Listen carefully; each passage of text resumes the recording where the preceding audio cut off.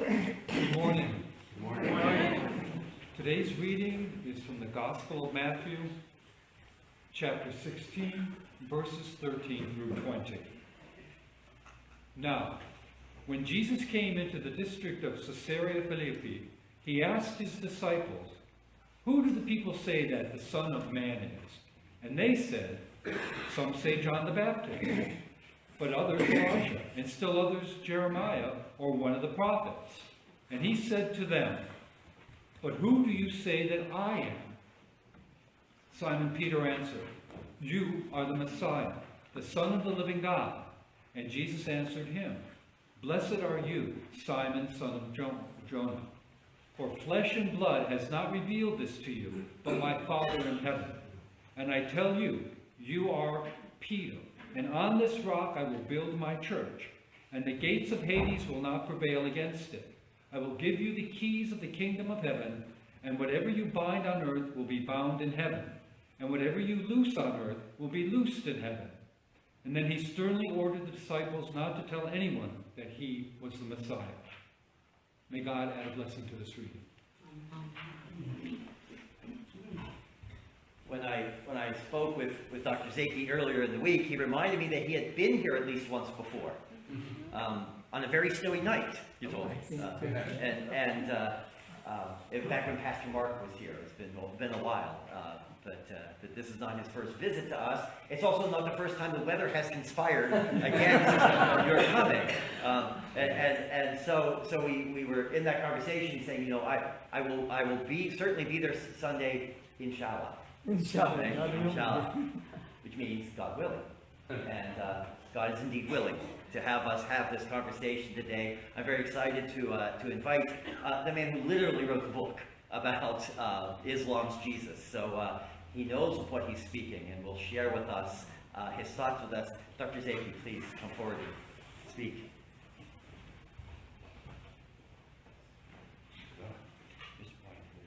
Oh, thank you very much. It's a great honor and great pleasure to be here. Peace be with you all. This is my, I think, third visit to your church. It's always a pleasure to visit. Briefly, I will be talking about the place of Jesus in Islam, but Pastor Ian asked me to introduce myself very shortly. I am professor of Islamic Studies at John Carroll University. I have been in Cleveland for 16 years at John Carroll. And I authored several books. One of them is this one, Islam's Jesus. Another one recently came.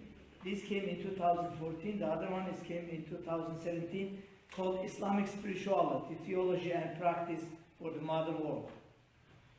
So I have students. I have my wife and then 5 children.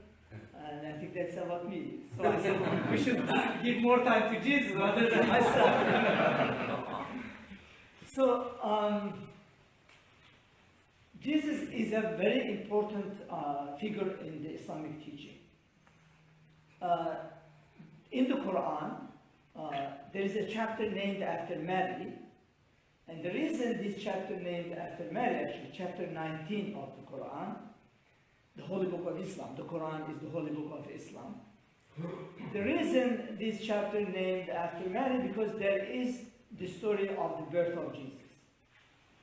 So, like Christianity, Islam also in agreement that Jesus was born without a physical father. Mary was not touched by any human being. The birth of Jesus was a miracle. In fact, there is a long story in the Quran that how angel appears to Mary and says, "God will bless you with a pure child." And Mary said, "How can I become pregnant without being touched by any human being?" And angel says, "This is the command of God. When God wants something, God says be, the command be, B-E, be, and it happens. That's it. God says be and it happens. That's it. So God says be, and you'll become pregnant, and then you will give birth to Jesus. So, interestingly, the Quran gives details on this story, that Mary becomes pregnant, and then she gives birth to Jesus. But then how she will explain to her people?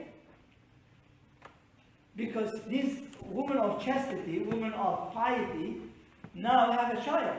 How she will explain to her people? So she takes the baby to her people. This is what in the Quran actually, in this chapter. And as she expects, they say, Mary, where did you get this baby? Your father was not a bad person. Your mother was not a bad person. Now, accusing her of committing adultery. And Mary was inspired by God to not speak. God told her before, when they ask you, just point at the baby, don't speak. Be silent. And exactly when they asked her, she remained silent and she pointed at the baby, as if she said, don't ask me, ask the baby. And they said, how can we talk to a baby who is incredible? And Jesus spoke. Incredible. That's a remarkable statement of Jesus in the Quran. I have the details of this actually in the book. Jesus says, I am the messenger of God. Peace be upon me when I was born. Peace be upon me when I will die. And peace be upon me when I will be resurrected. God commanded me to pray, to give charity, and to be kind to my mother. The remarkable statement. And it is believed that after this statement, Jesus never spoke until the age of speaking. So when he spoke this statement, he was, according to one narration, he was about maybe 11 days old in his cradle. So this is one of his miracles in the Quran. There are several other miracles. The Quran speaks of the miracles of healing. Jesus was able to heal people. God, in the Islamic teaching, God supports his messengers based on the conditions of the time and the needs of the time with different miracles. For example, God supported Moses with the miracle of magics. That's why when he had his staff, his magicians were amazed because this staff was becoming like a dragon and then swallowing all the magicians' magics. Similarly, God supported Jesus with healing because healing was a very interesting issue in that time. So the people were able to heal something, but now Jesus is able to bring a dead person to life. So that was his miracle, and that suggests that he was speaking on behalf of God. So the miracles, well, Jesus, the Quran says, he would make the shape of a bird from clay, and he would breathe into it, and it would become a bird flying. This is unnatural. This is impossible. Naturally, this is impossible. If you don't believe it, try it. Well, Jesus was able to do that as a miracle. And therefore, God changes the laws of nature for the sake of someone who is beloved to him. And therefore, God supported Jesus with this miracle, the Quran says. And then there are many other miracles of Jesus mentioned in the Quran, like healing the lepers, healing those who are blind, giving their sight back, and many others. So this is in the Quran, and I have a chapter, like in a detailed way on the Quran.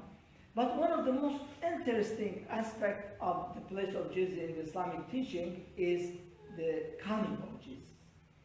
In the Christian tradition, it is known as the second coming. In the Islamic tradition, they don't use the word second coming. Instead, they say the descent of Jesus from heaven to earth. In the Christian tradition also, there is the descent of Jesus from heaven to hell to rescue the people from hell. But in this Islamic tradition, it says he will come from heaven to earth to bring justice. So it is so interesting. When I studied this subject, I spent about 6 years on this book, so it's worth reading actually. When I studied, I didn't know that we have so large literature on the coming of Jesus in Islam. You'll be amazed actually how many scholars have wrote and then have elaborated on this. So I found maybe more than 100 books written. Some of them are very inflammatory. You know, like Jesus is coming tomorrow. As if Jesus is coming tomorrow. Be prepared, he's coming. Some are like considerably narrative, taking the sayings of the prophet. For example, I found about 100 sayings of the prophet on the coming of Jesus. In the main sources of Islam, like in the main references of Islam. One of them, I have a section on that actually. One of them says,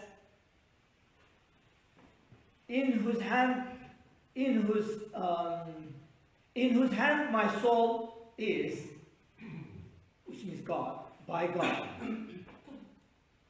Jesus, the son of Mary, will descend among you, all Muslims, as a just ruler.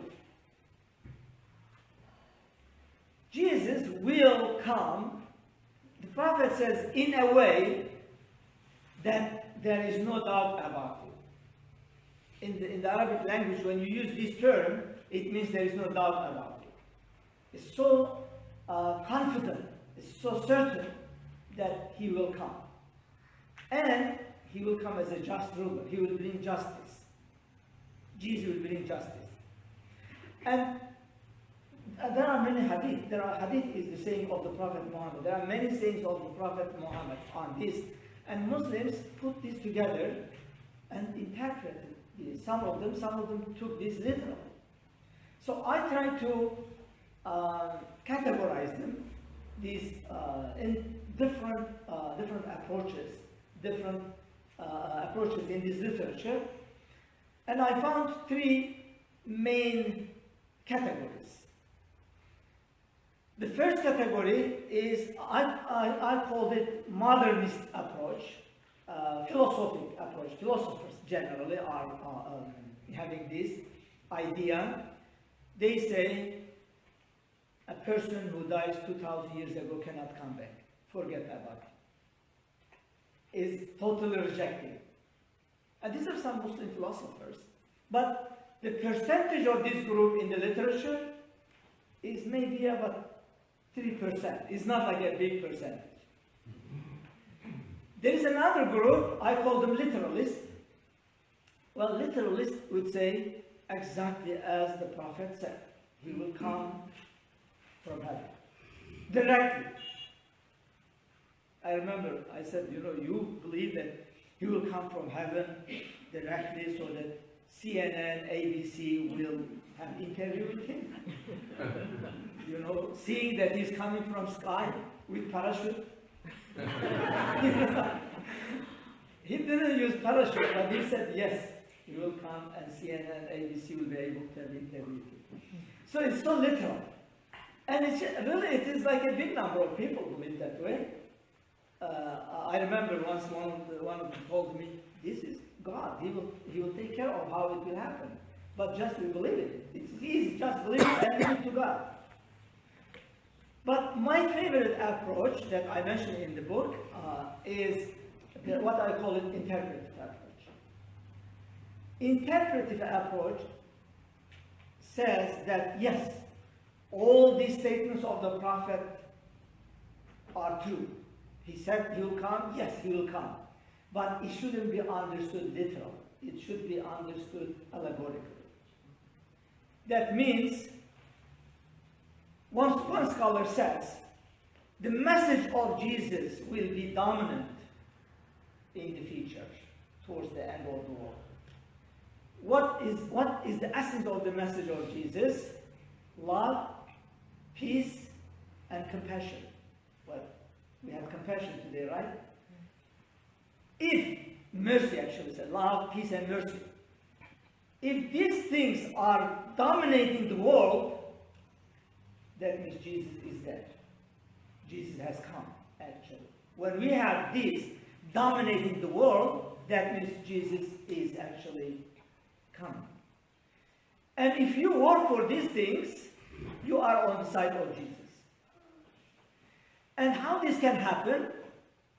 One Islamic scholar says, a Muslim-Christian dialogue and cooperation. In one place he says, cooperation of Muslim Christians, when he speaks of the coming of Jesus. Well, in another place he says, the people of the book, which means Muslims, Christians, and Jews. The Abrahamic tradition. When they have dialogue and cooperation, that means it is the coming of Jesus. And really, I was fascinated by this interpretation, so I emphasized on this, I elaborated in the last chapter of the book, that how these cooperation and dialogue bring peace to the world, which is actually the essence of the message of Jesus and the essence of the message of Prophet Muhammad. Peace and blessings be upon the world. Well, if you make a rough calculation, the population of Muslims, Christians, and Jews in this world today is about 58% of world population. The percentage of Muslims, Christians, and Jews is about 58% of world population. So, excuse me, it is more than half of humanity. It's more than half of humanity. If these people come together, they can make a great change. The message of change. Jesus will be able to make a change. What is this? Well, these people will come together and then cooperate and then contribute to the peace. And I think the population so powerful and so large, more than half of humanity, they can bring peace to the world. This is not to say that, to exclude Hindus, Buddhists, and other traditions, but actually when there is peace, all will benefit from it.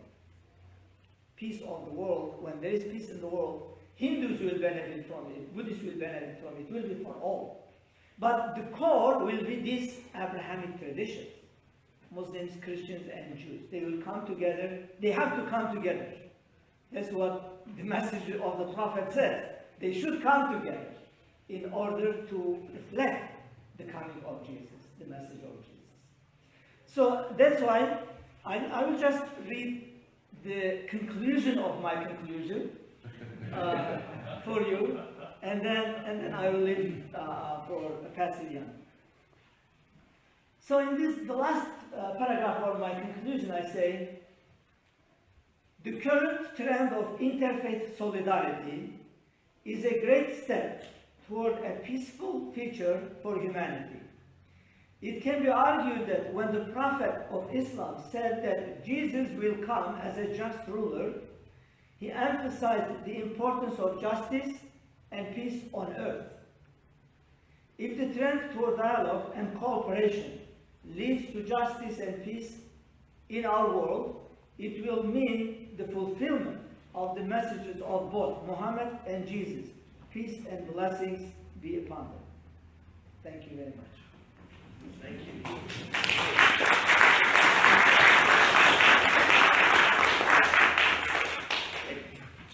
I had this interesting experience now in my interfaith life with Muslims, is that I've now been to Friday prayers a couple of times. Masur came and spoke. Others have spoken. Every time I have heard a Muslim speak, I've sat and thought, is there anything in what I just heard that I wouldn't also preach? And I haven't found a thing yet. I would use different stories, different texts, because that's my experience. But I found no conflict yet. And isn't that remarkable that in the world in which we live, we have such conflict based on our faiths, yet when we speak the stories of our faiths, we find ourselves saying very much the same thing. So I find that Exactly, remarkable. I would share the same feeling that who was our brother who was talking to children? What was his name? Rico. When he was talking about Joseph, the story of Joseph, it reminded me of chapter 12 in the Quran. It's all about Joseph, And exactly, his brothers, sold him. So the same story in the Quran, actually. And compassion is like the first verse of the Quran. When Muslims start the Quran, they say, in the name of God, the most compassionate, the most merciful. That's it. It's so much, we have so much common ground, and that's actually what Pastor Jan is expressing. It's so important that you feel really as if you are saying it. You don't see any conflict there. Now, a question I have for you, or at least a clarification, Yes, I think I have some of the answer, is that I understand that the Quran and its interpretation is not in doubt. It's handed down tradition, right? I mean, it's the text and all of that. For Christians, we have arguments over what books go in the Bible. Now, it's settled now, but it wasn't for a long time. You mentioned some of the, particularly the miracle. These people will not be surprised. I know about the miracle of Jesus turning a clay into a bird. Surprisingly, right? I'm a big bird watcher. But that story is told in a gospel called the Gospel of Thomas, Yes. which was not accepted into the canon of Scripture. And so you're saying it's also told in the Quran. Yeah. So, and I also know that there are the sayings of the prophets that are not canon, right? Because there's debate over how which are authentic and which aren't, right? Yeah. And in Christian tradition, we don't have a lot of that. We don't have anything outside of Scripture. We have a lot of commentary, we have a lot of doctrine and church tradition, but we have a wide variety of beliefs about that. I'm wondering if maybe that's similar in your tradition, that there are different schools of thought, different, based on different interpretations of Quran, but also all these different hadiths and all this different. Yeah. Basically, for the Quran is about 6,000 verses, about 600 pages totally. The authenticity of the Quran is unquestionable. It's so authentic because Prophet Muhammad, in his lifetime, he compiled. He had 7 scribes. When the revelation would come, Angel Gabriel would come to him, and then after that, he would say to his scribes, write down. So later they compile. So the Quran is so reliable when it comes to his sayings, his own sayings, because in the Muslim tradition, the Quran is not the saying of Prophet Muhammad. It's the saying of God. So he said, this is not my words, these are God's words. I am conveying the message of God. But there is something called his statements, his own sayings, and this is called hadith. And hadith is narratives. And because there are many narratives, Muslims were careful whether really this hadith is reliable. Because some people would say, well, Muhammad said this, and actually Muhammad never said it. They just promoted their own statement, and if you relate to Muhammad, everybody will accept it. So Muslims were careful about that, and therefore we have a genre called the sayings of the Prophet that are not reliable. It's very interesting. In fact, even there is a name. One scholar put together about 4 volumes. He called them the artificial pearls. The artificial pearls. The real saying of Prophet Muhammad is like pearls, but these are not pearls. These are artificial pearls. They might be good words, but they were not saying of Prophet Muhammad. So how they would say? They would look at the chain of narration. The chain of narration, like A, let's say, narrates from B, B narrates from C, C narrates from D, and D narrates from Muhammad. This is like a chain of narration. So they will have biography of this A, B, C, D, and they will look at the biography of, let's say, C. Well, in his biography, he's known as a person of weak memory. Well, then they will say, we will not take this statement because he might have actually included something from his own and said that Muhammad said this. So they were so carefully scrutinizing the sayings of the Prophet Muhammad. Some of them are put together. One of them collected about 100,000 sayings of Prophet Muhammad, and he scrutinized until he comes to 7,000. So he eliminated 93,000, saying that these are not reliable. These are not at least meeting my criteria. And then he chose among them about 7,000 sayings of Prophet Muhammad. Now they are available. Many of them are even translated into English. So that's why, based on this and based on interpretations, we have different school of Islamic thought and different school of Islamic thought. We have a variety of interpretations, basically, that comes from all these differences. There's actually a controversial group of theologians in Christianity a number of years back who were trying to get at what were the reliable statements of Jesus, doing a very similar thing. Because we have the four Gospels that are accepted as canon, and they don't all have exactly the same sayings of Jesus, and they differ sometimes. You know, when in the Sermon on the Mount, Jesus says, according to Luke, blessed are the poor and woe to the rich. According to Matthew, he says, blessed are the poor in spirit.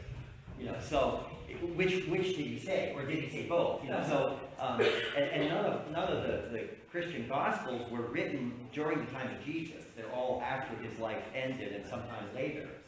And of course, the Old Testament stories, the Jewish Bible, is all word of mouth that was written into scrolls much longer after the stories were told. So in Christianity, we don't have this is the reliable, this is handed to us from God. In fact, how we interpret the Bible varies. There are some schools of thought that will say the Bible is basically dictated by God. But for most Christians, and certainly in our tradition, we don't believe that. We believe that these are human writings aspiring to tell us about God. So we're all struggling in the dark, as it were, in different ways. Dr. Zeki has graciously agreed to stay after, and we will have some candlelight coffee hour without coffee when we can field some more questions and all of that. But I thank you so much for sharing with us.